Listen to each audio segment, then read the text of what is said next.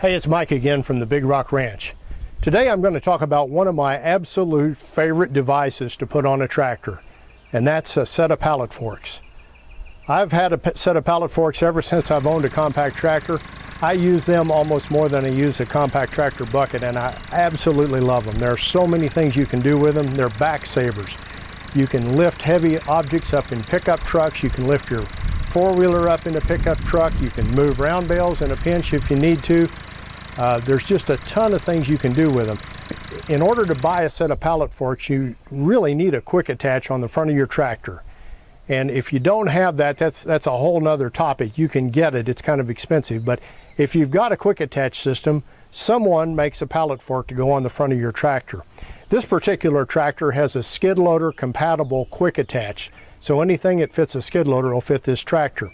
This is my set of pallet forks right here. I'll tell you a little bit about how to select them so you know what you're getting when you're buying them.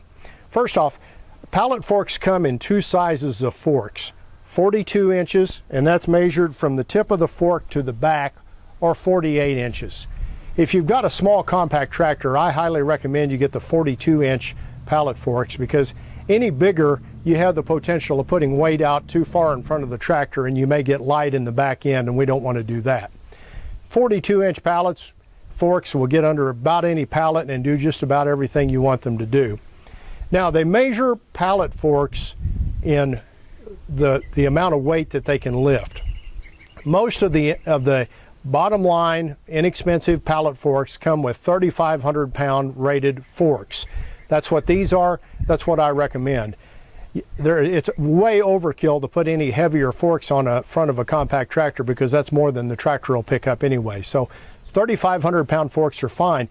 On some of the smaller tractors, you may want to look at lighter forks and 2,500 pound forks, just because on a 30 horse tractor and below, a lot of the lift capacity of the tractor is taken up with the pallet forks. So you may want to go with an even lighter set than these are. But this is what I use on my 40 horse. The next thing we want to look at, forks move in and out on a rail, and there's a stop that goes up and down that allows them to stop at certain points along that rail. On my particular forks, you lift up an over-center device to release the stop and move the forks in and out.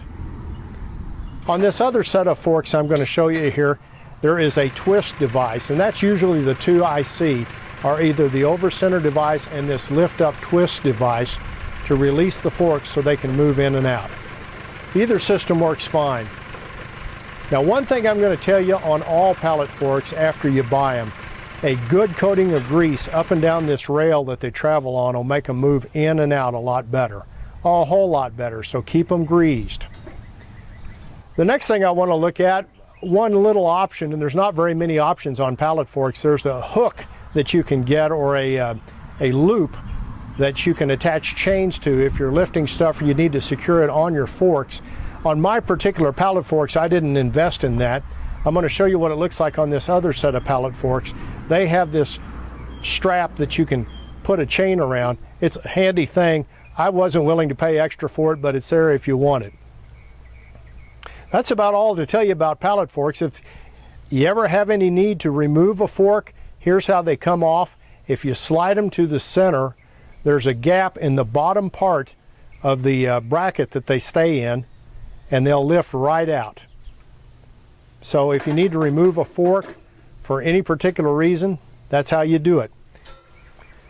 One other thing I want to tell you about pallet forks, once you've greased the rail that they travel on, be real careful that you don't mash a thumb or a finger, because once they slide quickly, all that weight going from one end to the other can get you if you're not careful. So be real careful. But I highly recommend you get a set of pallet forks when you get your tractor. I bet you'll use them a bunch.